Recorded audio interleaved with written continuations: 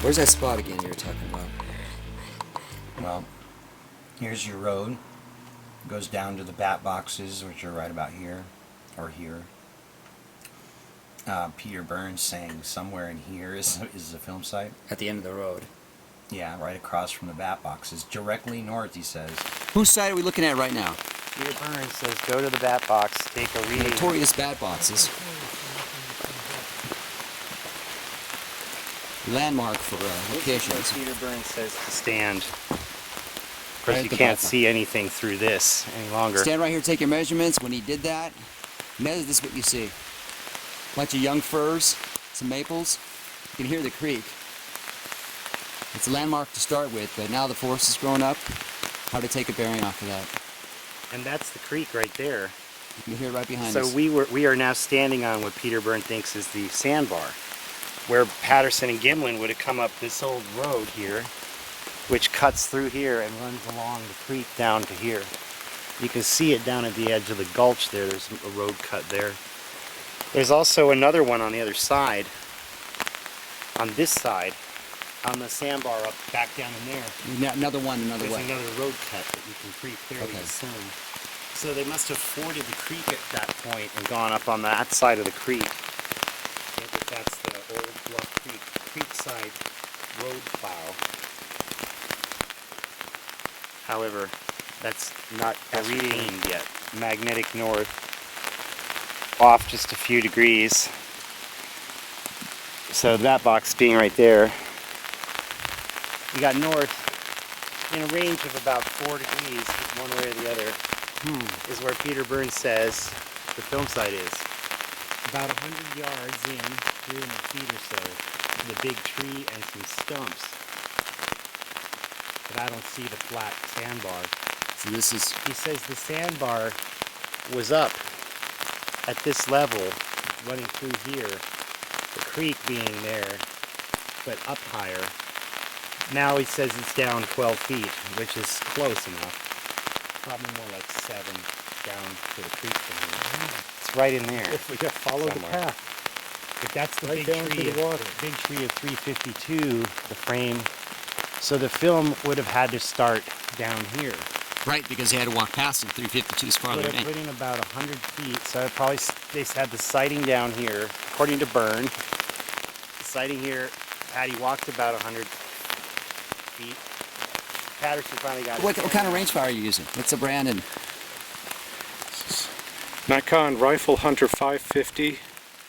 It has a, they call angular adjustment mode, which means that if you're aiming it up or down, it will compute the actual horizontal distance, and that's just for ballistics if you're hunting with it. Any significant angle up or down dramatically changes the path of the bullet, kind of counterintuitively. Right. This does it for you. excellent. Well, I'm glad you brought that. That's going to be a good tool we're going to use today. What's the distance on that? any of those background trees there. Yeah. First thing you get a reading on, the rangefinder. Yeah. The best reliable distance range in the horizontal straight line mode is about 97, 98 yards at this approximate bearing.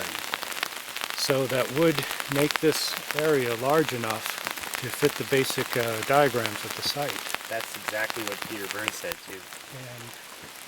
And coming back this way, this campsite and the remains of a road perhaps goes back quite a bit, a couple hundred yards. So this could have been their exact path of travel. And this corresponds pretty well with the Titmus creek bed lineup. Yeah, because obviously the creek has shifted back and forth. It's lower on that side, indicating it had done it at one time. However, this lacks the glory of the film site. It's It's a too parking easy. lot. Parking lot. Log land. Of course, that's just the Peter Burns site. A lot Number of one. dispute. Yeah.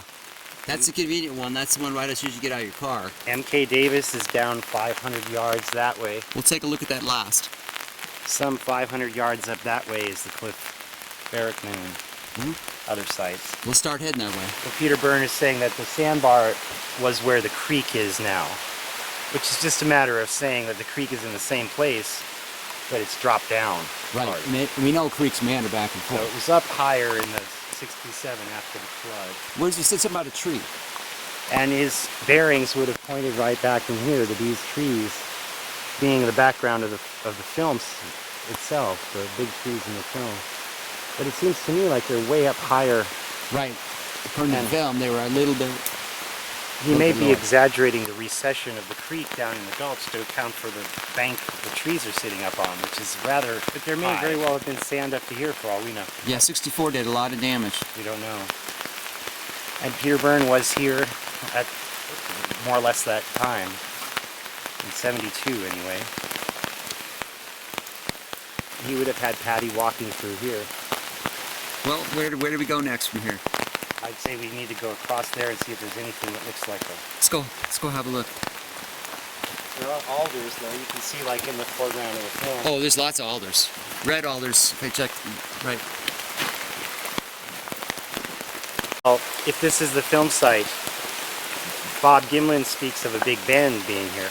And I don't see anything but a straight line of the creek, more or less. There's no root balls. Many of the things that Gimlin describes back in the 60s. Yeah, the root ball that's down there, or the debris pile, it's about another, 200 yards, 300 yards down there? Yes.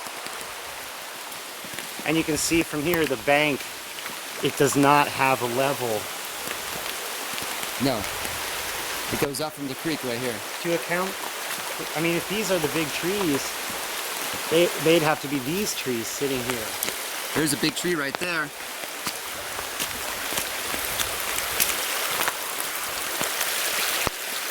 There's two right there. Firs. Woodpecker holes, you said? See them right there? Yes. See what he's talking about?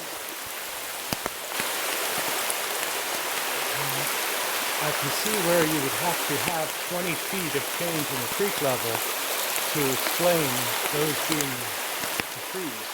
But also, And there's a couple that way that could fall apart. But they're even higher up they're the way up bank. there. And the distance between Patty and the tree was about 90 some feet. There's just not that space here. And that's the landing right there. That's pretty close. That is not 300 feet or so to account for the whole film site. The site is not big enough. Site's not big enough, you say? Well, there are stumps, like, unless he's looking down there more. So you say this one's not fitting the bill right now. I've seen some nice old trees, but I'm not seeing the distances. So we have one part of the formula, some trees. We don't have the rest. We actually have the width out there. Works convenience in the parking lot If the creek would have had to flow up in there, though. to make it work. Like Peter Byrne is saying the sandbars where the creek is, perhaps he meant this was all sand and the creek flowed over here more. Well, historically, did it not flow closer to the other side? According to the picture. Over here. Ah, Up in there it did. But it's since moved into that gravel bar we're going to go to. okay.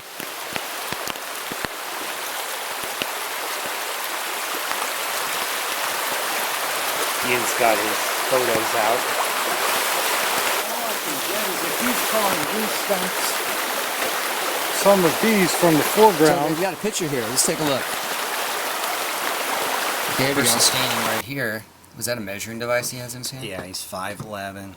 But you can see the stumps that are in the film. They're still there. Right. There's Like stumps logs, here, yeah. here, and here. So log or stumps? Well, that looks like a log.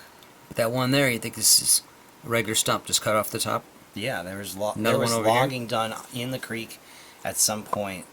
And I don't know if these stumps came from the 64 period, like when they were logging in there in 65 up to 66, So this according picture's, to Al Hodgson. this picture's August of 77, right? Yeah.